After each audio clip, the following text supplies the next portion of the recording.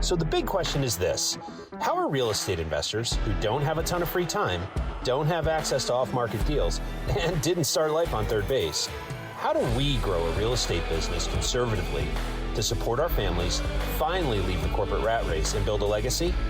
That is the question, and this podcast will give you the answers. I'm Ed Matthews, and this is Real Estate Underground. This is the Real Estate Underground podcast show, number 11. Hey everybody, Ed Matthews here with the Real Estate Underground. We are very excited to have Mark Goux with us, and Mark has joined me at Clark Street Worldwide headquarters. Welcome, Mark. Thank you. What a great place. I love it already. Yeah, thanks. You're welcome anytime. Obviously, we are joined by my friend, compatriot, and personal Yoda, Mr. Richard Brown. How are you, sir? The mobile man is at it again. I'm a little jealous that you guys are sitting in the worldwide headquarters and I'm on the streets. Well, hey, the door's open, buddy. You can come anytime you want. So how are you guys doing today? Mark, how you doing? Glad to be talking to you. Hey, thanks for having me. Great to chat with you again, Rich. Always a pleasure. So I will tell you that, Mark, I'm so excited. We've watched you do so many great things. Today, I think our listening audience is going to be in for a real treat having you live. Well, not live, but on the podcast talking about some of your experiences. And I'm going to ask you really tough questions. This is going to be like 60 minutes interview.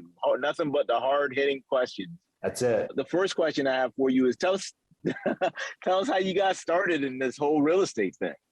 Well, I ended up getting started in real estate in 2015. Before that, I actually ran restaurants in some very difficult neighborhoods. I ran Burger Kings and ultimately got promoted at the age of 19 years old to be a restaurant manager. So I worked for about 9 months as an assistant before I got promoted to be a restaurant manager in some very tough restaurants and some challenging circumstances, and ultimately made it work.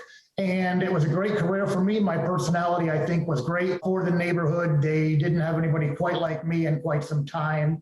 And they needed my unconventional approaches to management. Je ne sais quoi, right? Yeah, there you go. Je ne sais quoi. There you go. There you go.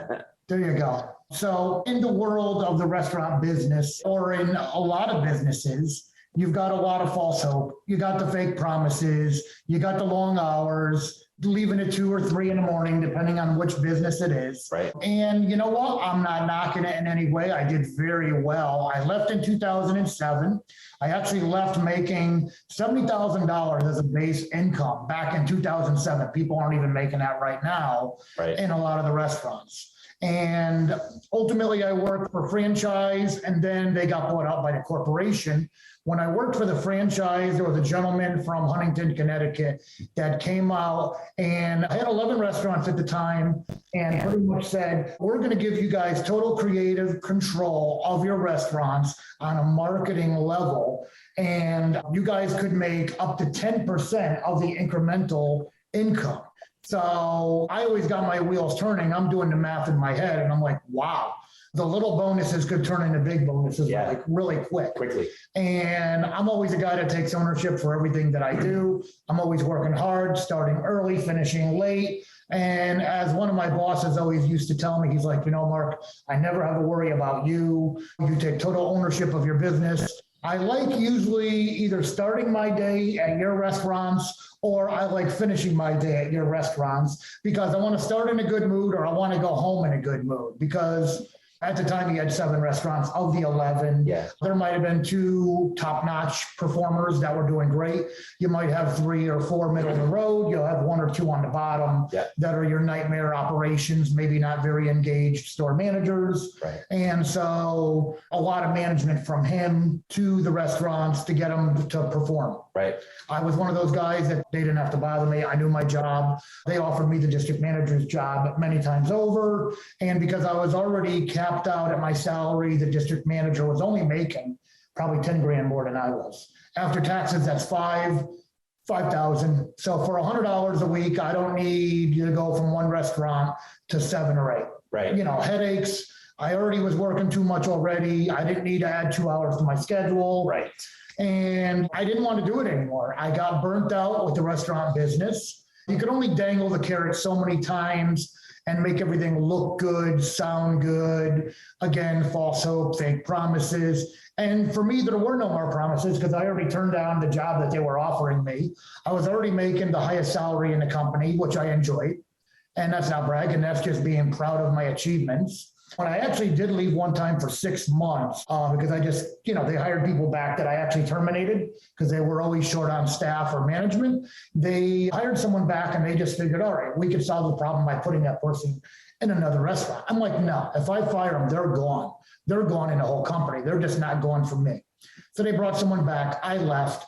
They ended up calling me on the phone with a big, huge offer to return with a big, sizable pay increase.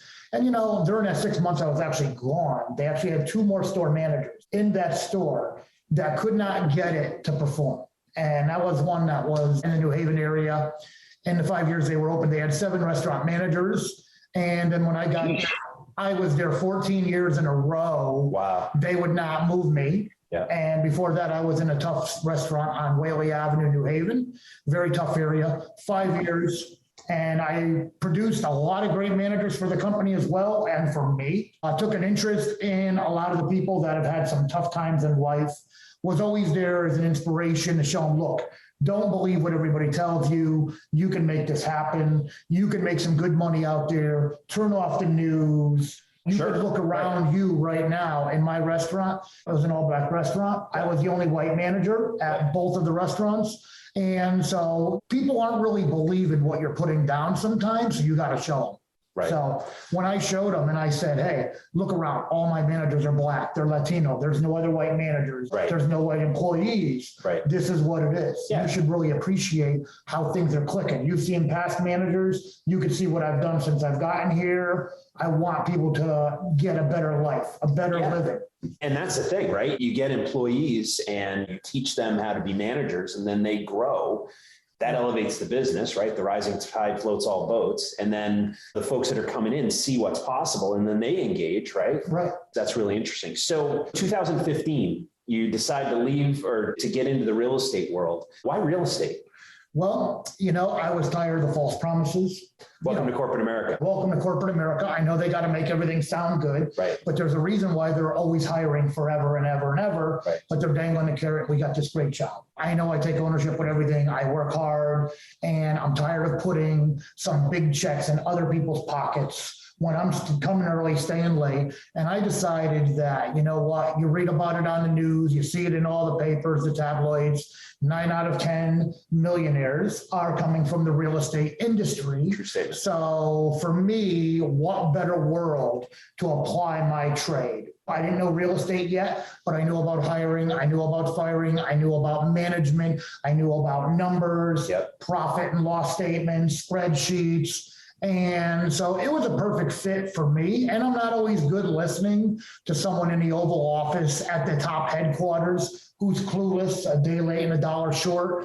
And I'm probably a little bit of a rebel, you could say. Some people that know me pretty well could say I'm not politically correct. I'm pretty straight shooter. It's part of your charm. Part of my charm. Half the people love me, maybe half the people, well, they learn to love me, maybe not. So somebody once said something about me. It's like, not everybody's going to get them, but the right people get them. And that's all that matters, right? Exactly. So that's all that matters. Absolutely. All that matters.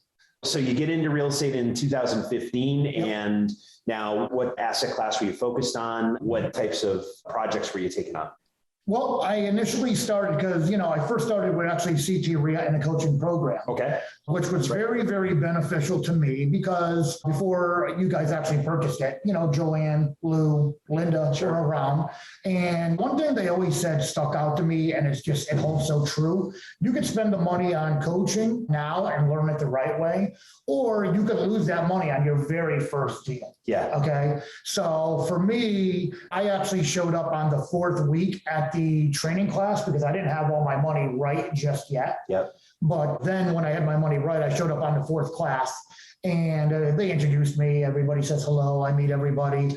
And what by the very next class, I was the very first person in that class to actually have my very first deal. So they're like, no way, this guy just came in and he's already got his deal. Lou, that was with CT Ria, would always joke around, I never thought you'd be successful. And, he was very honest about it and said, I really didn't think this was for you. And I always thought, well, maybe you got to be a better judge of character. Right. Okay. And I love Lou. I'm not throwing a dig his way, but I was kind of like, I've got good management experience. Maybe they just thought I was a nut. Right. Or it was just a big transition from the restaurant business. Sure. So I think, and he always said that as a positive, not as a dick. Because a lot of people see slides, YouTube videos, everybody showing off a big check, and they really can't believe it's really real until they actually see it. Because some of your wholesale deals may be a big check. Some of them may be small, and it might be $4,500. And the other part of it is, and it's interesting you say that, it's okay, fine. As a cynic, you believe that the one-hit wonder is possible. But what you've done is different, right? What you've done is you've built a business, consistent revenue, consistent growth over the last, 6, 7 years now. Yeah. So tell us about that. Well, I actually quit the job, my job, cold turkey. So I transitioned from a $70,000 guaranteed job, biweekly paychecks, and they were always nice.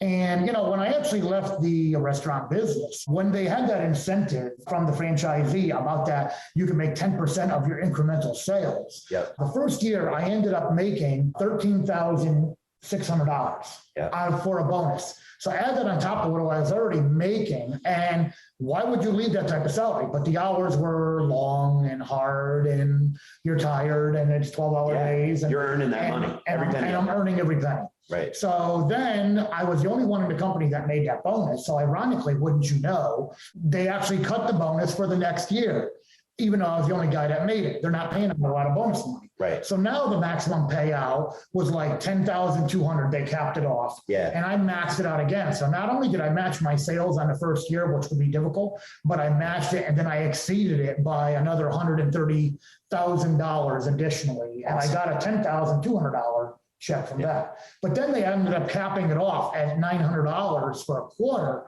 And I'm like, wait a minute, you're cutting a potential $10,000 from me on a yearly basis. I don't need this anymore. So done. They're winning and you're no longer winning. Right. So that made it pretty easy. Well, relatively speaking, I guess. I mean, it's a nice job you're walking away from, but you're jumping headfirst clearly into real estate. You buy your first property week 1 into a 12-week course. Correct. Okay. Yeah. So Mark, tell us a little bit about that first deal. What made you actually pull the trigger?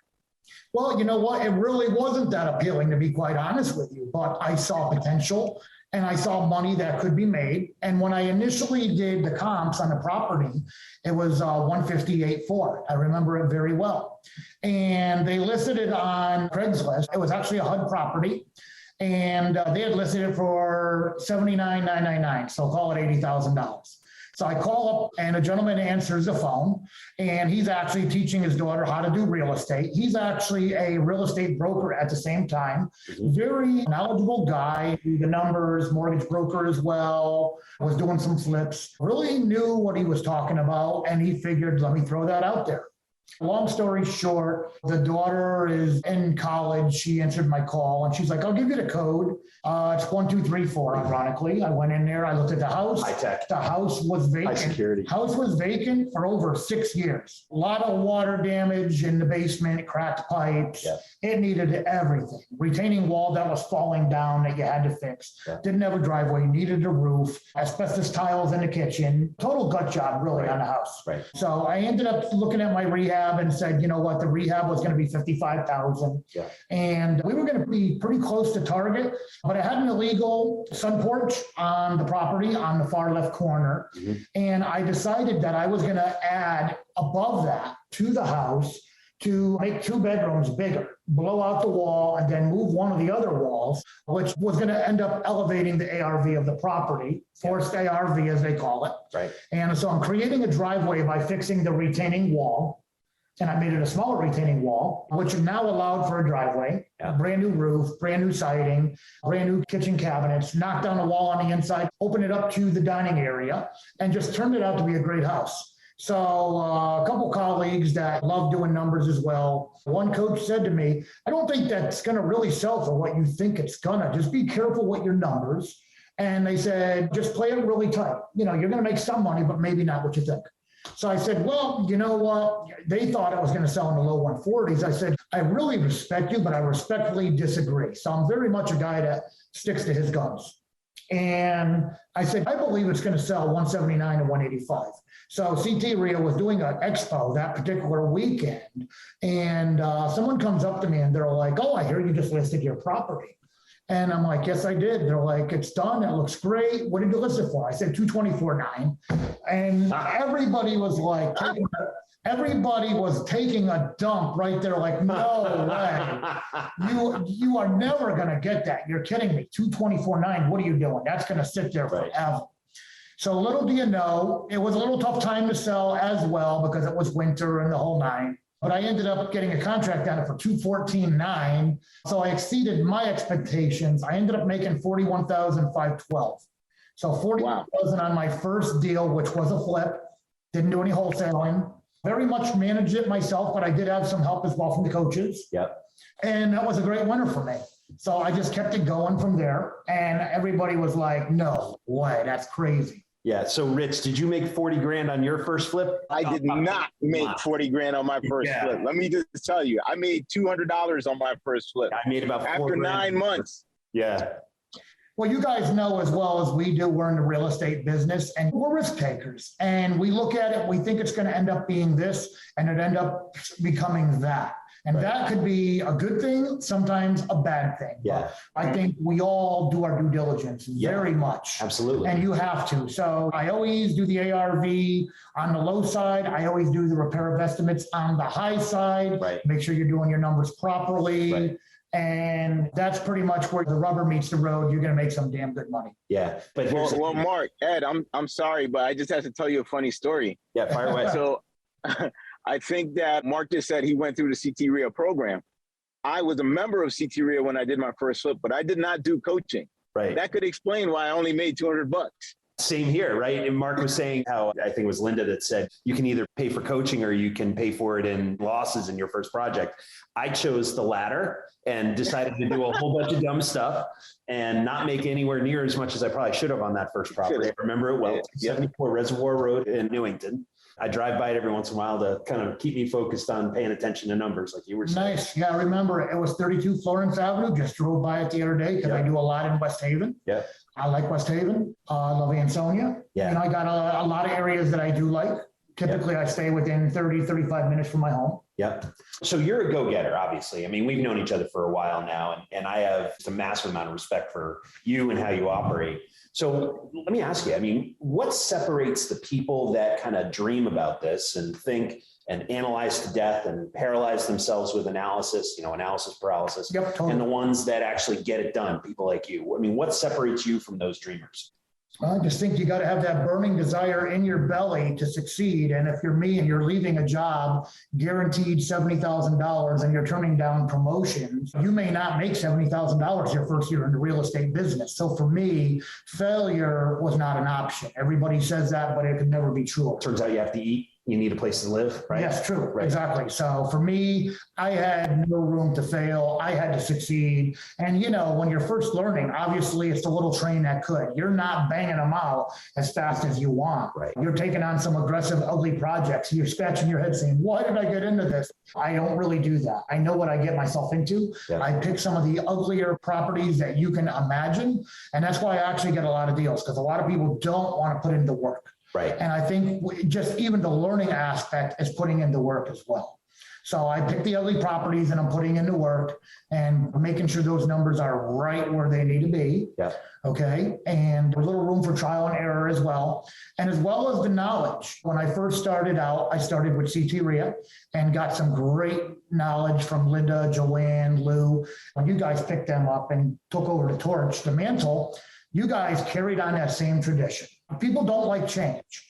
And everybody's like, oh God, what's the new regime going to be like? Well, you guys are awesome, just like they were awesome. I got to say, thank you. Thank you. Then in this real estate world, you could have 40 people in a classroom and everybody's like, you'll Google let's just say Robin Thompson's name or CT Ria's name, and all of a sudden something pops up that says scam alert, and do you want to buy that course? I didn't make any money and I got educated. Well, you know what? That separates the men and women from the kids that are not putting their best foot forward. I read this study and I was blown away by it, that Dean Graciosis and Tony Robbins and all these people who do all these online trainings, they say that 94% of the people that buy those trainings never even crack the book, which is amazing to me. And the ones that do, almost half of those folks don't do anything either. They go through the course, they spend the time, they spend the money, and then something happens. And I think most of the time it's fear, and that's perfectly normal, right? But the fact is that they don't act. Right. And I don't understand that. Buying investment real estate is both thrilling and sometimes stressful. Without a lending expert by your side, most investors don't stand a chance. That's where CT RIA Funding comes in. CT RIA Funding was founded by investors to help investors just like you fund their deals. Whether you're buying a single-family rehab, an apartment building, or really any investment property, our team will understand your deal and help you close quickly. Go to ctreiafunding.com or call us at 860-876-0572. And it's kind of weird because, I always go to the meetings monthly. Do I need to? No, but I'm a networking guy. I'm already doing plenty of stuff, but I always look at it as a missed opportunity if you don't go. Yeah. So, like in the restaurant business, to me, there was always your X amount of steps to great customer service. I always had a step zero, and step zero was always be there. Be there first. And front and center, first row, second row, don't be hanging out in the back, be focused, be mindful, learn from the people that are up on stage. And it's kind of funny because a lot of people come up to me in a lot of the meetings, and I love chatting with anybody and everybody. And I'm just a chatty guy, and I love chatting with good people, sharing ideas. And one guy always comes up to me, we won't mention names, but he's always like, hey, Mark, you think I should buy this course? And I said, hey, this is nothing against the speaker, nothing against the trainer. I think the material is really, really great, but I'll be honest with you. You've been in this now for 4 or 5 years, and you've got the shiny nickel syndrome. You need to stop buying courses, and you need to start buying a house. Right. I said, but at the same time, if you're not going to do that, then you know what? You got capital, you're ready to move forward, then, be a private lender for someone. Right. Get out of the way, make your money while you're there. That's such a good point. So it's ironic that the person actually became a private lender for me. And I wasn't really shifting him in that direction, but just giving him a tip. I said, you know what? I'd be glad to help you. Anything you need. I want to see you buy houses. And he's just got that mild, meek personality. He's not going to grab the bull by the horns, perhaps. And I'm like, look, maybe I'm brutal. Maybe I'm very smash mouth in your face, very blunt, very direct. I kind of think I'm a nice guy. You are, but you are blunt. But I am blunt. I'm very straightforward. And I deal best with those type of people as well. Yeah. But I deal with everybody on a professional level. I think you got to know who you're working with. Yep. And I've done so many deals with people in that room, whether it's private lenders, whether it's wholesale deals, going to a class with someone for another education, maybe out of state somewhere. So Mark, you're telling us a lot of that networking is important, all of that.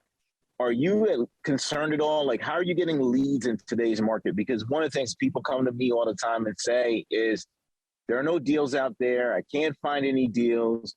And I know little Birdie told me you have a property coming to market pretty soon.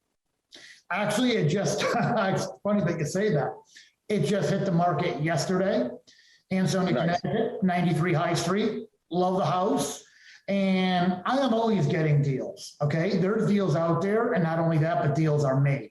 You name it, I've probably done it, okay? Whether it be subject to, whether it be probate deals, whether it be tax liens, okay, whether it be blight liens, wholesale deals, regular MLS, get a lot of stuff from the MLS. And I'm able to close quickly because of those private lenders, because some of the main institutions may not lend as much as I would like. And as they always say, use other people's money. Right. Okay. Not that there's a shortage of money, but we're all doing sometimes several deals at the same time. 2 deals, 3 deals, 4 deals. A lot of my deals are over $100,000 on flips. I'm always doing very ugly, aggressive projects that most are walking away from. Right. So for me, I always make deals. I make it happen. I looked at 2 properties today before I actually met up with Ed, and we're doing a training. And I'm actually jumping in my car and going to a training tomorrow in another state. So there's things to be made, and you just got to show up. Good deals are created. Good deals are created. Good relationships are created. Yep. So when you're creating deals, and like you and I are very similar in this respect, in that, I tell the folks that are bird dogging for me and the realtors that I work with, I want caved in roofs. I want no copper in the building. I want dead bodies in the basement. I want mold. I want as bad as you can find them. Because my guys know how to do that. Yep. And correct. Also the fact is that, like you were saying, it scares off 90% of the competition, more probably. Yeah. Right. So what are you looking for? A lot of the list that you just said is exactly what I do. Yeah. But again, it's that courage. It's the no fear.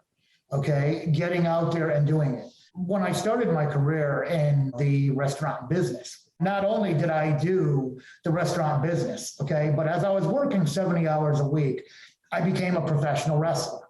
Okay. So I was hoping you'd get to this. Exactly. I always wanted to make it big time. I love television. Wait. What's most important is you have to tell us your stage name. Oh God, are you kidding me? Yes, fire away. Noodles Nixon.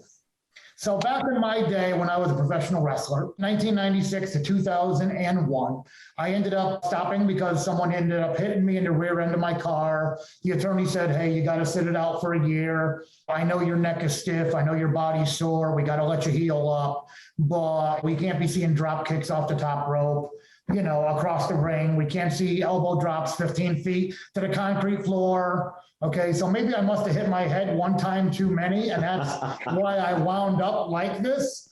But I always believe everything happens for a reason, and everything creates an opportunity. So I wrestled for 5.5 years. And not only that, but that created an opportunity where I was the bombastic, loudmouth, heel professional wrestler that everybody would love to hate. So pissing off people is kind of a forte, and it's a superpower. I got good at it. So I won over those buyers, but when I was in the wrestling ring, it was all about getting a reaction out of the crowd, whether it's positive or it's negative. You just got to know how to get a reaction. Right. And I had a lot of big time wrestlers come up to me at the end, and we're in the locker room. There's a heel locker room. There's a good guy, baby face locker room, as they call it. And people would come up to me and they're like, dude, you got to save the show. This crowd has never seen wrestling and they don't know how to react to anything. I said, oh, you wait. I got something special for these hicks. Okay. And you just got to go out there, get them upset. So I've been in the locker room with a lot of big names and taken on a lot of big names. But at the end of the day, it's about getting that reaction, getting noticed, stealing the show. So if you're giving a presentation, you want to steal the show. Yep. Okay. If you're in the wrestling ring and you're putting on a great match, you're there to entertain, have a good match. And trust me, a lot of opponents didn't love me. I didn't necessarily love them, and I didn't care. And I'm here to make money, and I'm here to make it to the big time. I need Vince McMahon to call my phone. Right. I need to be on pay-per-view. Okay. Which obviously was kind of funny because as I was wrestling for 5.5 years, I ended up auditioning for the WWE Tough Enough show for the very first year. Okay. And I had to send in a videotape because that's how they were actually picking the people. You had to make a videotape and you had to cut promos, have someone do the camcordering. And so I ended up having one of my employees stay till like 2:30, 3 o'clock in the morning after we closed and cleaned up. And I just started beating the snot out of one of my employees and a manager and body slamming people on prep tables and giving people sharpshooters up on a prep table 5 feet in the air. And people are like, what is this guy doing? So it was all about the rebellious employee talking back to the manager. And he said the wrong word one time too often. So then I popped him in the face. And, as Mike Tyson used to say, everybody's got a great idea until they get punched in the face. Right. Or something like that. Yeah, and plan. I think he ended up having a newfound respect for me because I wasn't taking his crap. So wouldn't you know, running Burger Kings, I'm now doing the professional wrestling for 5.5 years, trying to entertain those audiences, and everybody would always telling me, dude, you stole the show. You were awesome. And then I'm auditioning for WWE's Tough Enough. And so here I'm still working the restaurant business, working long hours, going to the gym. And what happens now? I get home and my phone rings and I get a phone call now from the producer of Jerry Springer. Would you not believe that? So, wow. I get home one day, 9:45 p.m. at night. Some guy calls me up on the phone. Hey, is this Noodles? And I'm like, yeah, who the hell is this? And he's like, well, this is Toby from Jerry Springer. We heard you're sick. We heard you're nuts. We heard you got a problem with your longtime girlfriend, and we want you on our show. I'm like, what? Who again is this? And so, you know, they're telling me they want me on the show, national television, Chicago, Illinois, bright lights in front of America. I'm like, how long am I going to be on your show? They're like 7 minutes. I'm like, I'm not coming to Chicago for 7 minutes. I said, I could hold your show down for a half an hour, 45 minutes. Give me something. The guy's like, all right, you got 2 segments. And if your segment's not entertaining, Jerry's going to do the little finger and then we're wrapping it up. So I'm up on stage, you know, with the girlfriend. She's cheating on me. I'm flipping the script. And I'm now fighting on stage with Jerry's security at the time, Steve Wilkos. Yeah. He's got it. I'm telling him, I'll beat your ass. Ooh, excuse me. I'll beat it right now, right up on stage, and I'll do it. I don't care if you're Chicago cop, Steve. I got news for you. Okay, I'm a championship wrestler up in the Northeast. You are nothing. I will break you. Okay, so let me tell you, pal, you bring it up here right now, Steve Wilkos. So Wilkos is not a small man. No, he's a big guy. Okay, and none of this stuff is rehearsed or any of that stuff. I never met the guy, and all of a sudden, I think now, as I am on television with my story, funny story is related to this. I went to the Big E, which is a big exposition fair up here in the Massachusetts area.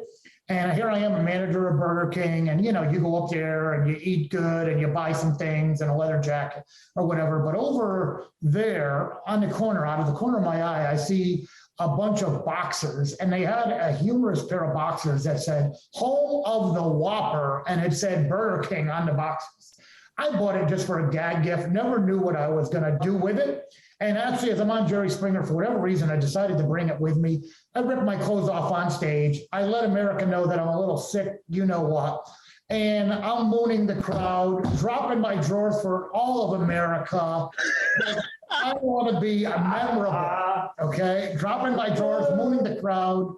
My private parts on the front of my boxers pops out. The DG is now getting digitized. And it all ended beautifully. Oh, so then Jerry. So I've just learned something, Mark. yeah, I think we all have. Reason why you get such good deals because you're wearing home of the Whopper underwear and you're not afraid to moon the realtors who don't give you good deals. That's it. That's exactly how it is. You know? That is it. I don't care. That's a new one. If it's got mold, it's got water problems. You're talking about the house. Right, exactly. Okay. Yeah. You guys are crazy. I believe this is a children's show. Oh, we got to keep it clean for the viewing public That's okay. here. But yeah, so I believe every appearance you're at, show up, be different, and I'm out there in my own little world sometimes. So I entertain myself. Hopefully people can learn something from me. It's not fun, why do it, right? Exactly. I have fun every single day. Yeah. Every day. And you got to make this fun. Yeah. Yeah, because I mean, part of this is a little bit of drudgery, right? I mean, you've got to fight your way through a whole bunch of stuff.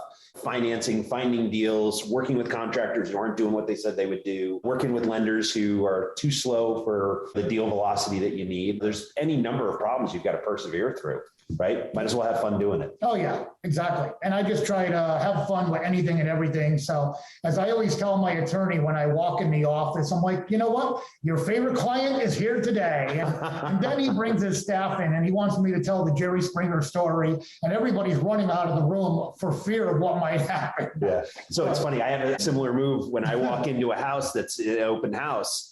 And I know there's a bunch of investors in there. I'll start at the top of my lungs, like, why are all these people in my house? And then I'll start thinking, talking to individual people. And I'm hoping that they just don't want to deal with the crazy guy and they go home. But yeah, I've done that more than once and it's worked more times than Oh, wow. Right. Well, it's a weird thing because as far as my family and stuff like that, my mother's the sweetest lady in the world, very mild-mannered, very meek. She was always turning her head really fast when I'm in a wrestling ring, and she didn't want to see me getting body slammed or doing anything. She was what always mother very would, right? fearful. My father, on the other hand, great guy. I love my mother to death. She's a sweetheart. My father was a big cheerleader for me in the wrestling ring, and he's up there. Some guy actually would tell him, yeah, my son is this one. And my father's like, well, my son is Noodles Nixon. And he happens to be fighting your son tonight, and he's going to kick your son's ass. Okay, so blah, blah, blah. I was ready to start fighting people in the arenas. And little did he know that was my opponent's father. That's a good dad. That's great. Wow. That's great. Wow. So, Mark, we're coming to an end. What advice would you give newbie investors who want to get started right now? They listen to this podcast. Maybe they will or will not wrestle. Maybe they will or will not end up on Jerry Springer, but they definitely want to get into real estate. What would you tell them to do right now? What one thing? Well, what I would tell them right now is decide what you want to do in life. If you're tired of your job and it's diminishing returns, then I think we always scratch our head and say, how much longer can I do this? And for me, I'm a guy that just doesn't take a lot of crap, bosses, what have you. And I'm like, I'm tired of making everybody else this money.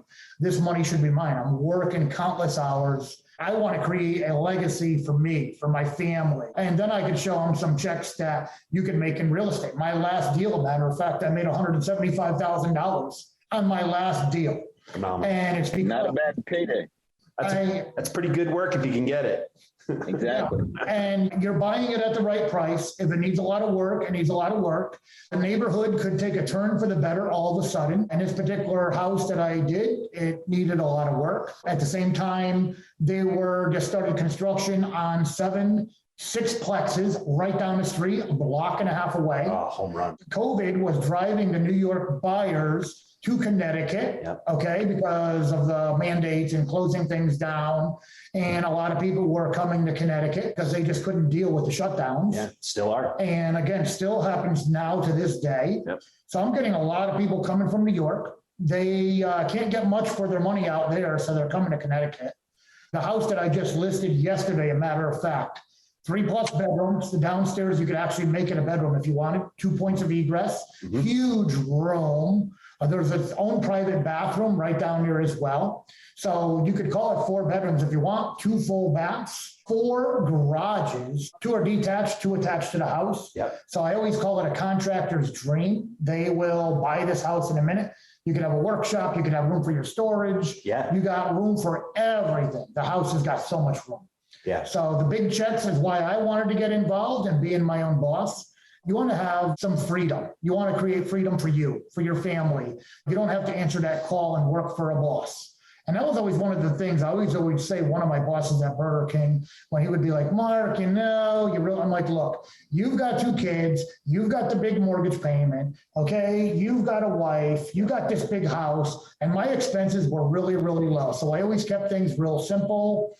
As they say, KISS, keep it simple, stupid. Absolutely. Okay. I always kept things really simple. I didn't overspend. I would put the money in the bank. And with real estate, it's about managing those deals properly.